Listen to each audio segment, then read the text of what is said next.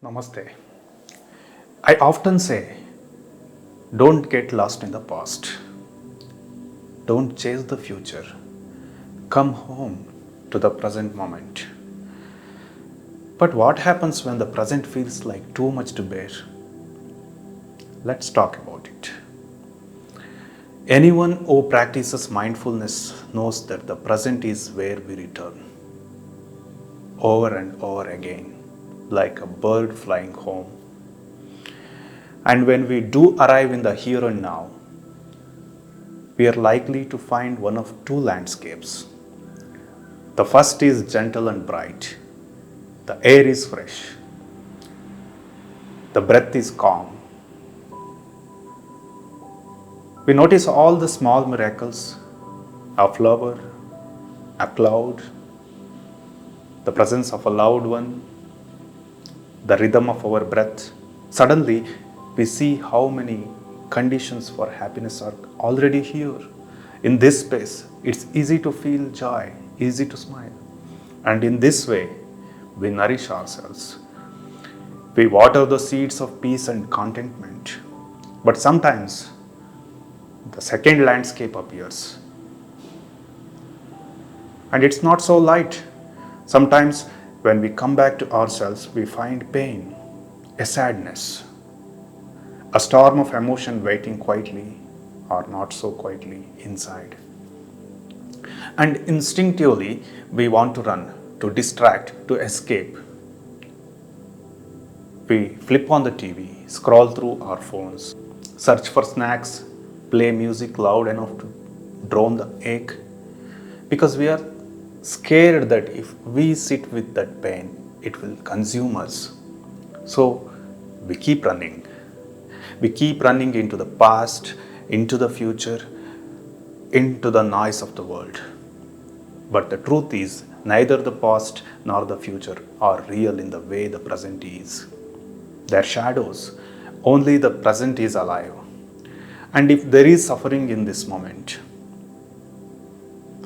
then this moment is also where healing can begin. Coming home, even to an uncomfortable now, is the only doorway to transformation. When we choose to return with mindfulness, we are not coming back to suffer. We are coming back to care for the suffering. We breathe, we walk slowly. We call in the energy of mindfulness, a calm, gentle presence to be with our pain. Not to fix it, not to fight it, just to hold it. Like a mother holds a crying child. And in that simple act of presence, something starts to shift. The pain eases, the storm softens, understanding dawns, and compassion rises. Because understanding and compassion, they are the medicine.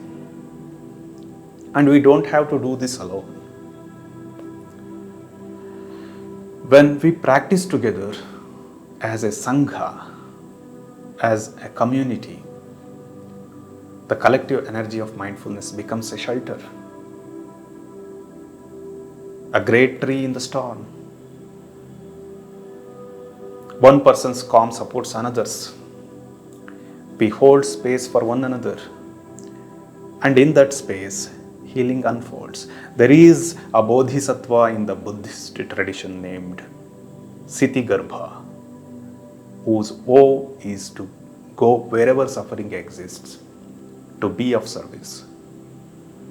You don't have to look far to find ksitigarbha. They're among us, doctors, nurses, social workers, volunteers, youth workers, people who step into difficult places not out of obligation, but from deep compassion. They are not afraid of suffering because they carry a light inside. That light is their aspiration, their vow to make their lives meaningful. That's what fuels them. But even bodhisattvas need rest, need support. They need us to remind them of their own light when the road gets heavy. So let's take care of them too. Let them rest, let them heal, so they can continue to shine. And maybe we too are ksitigarbhas in the making. If we cultivate compassion, we won't fear suffering. We will learn to be present, not overwhelmed, even when others are hurting. Because compassion is strong, it protects, it holds steady. Still, no one walks this path alone, not for long. We need one another, a sangha, a circle of kindred spirits who walk, breathe, and practice together. So invite your family, your friends, your community to practice, not through words, but through your example.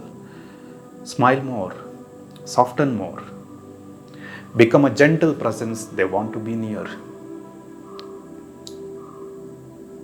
Let your peace be the invitation, because the harmony of your home, your friendships, your village, all of it becomes the soil where your deepest aspiration can bloom.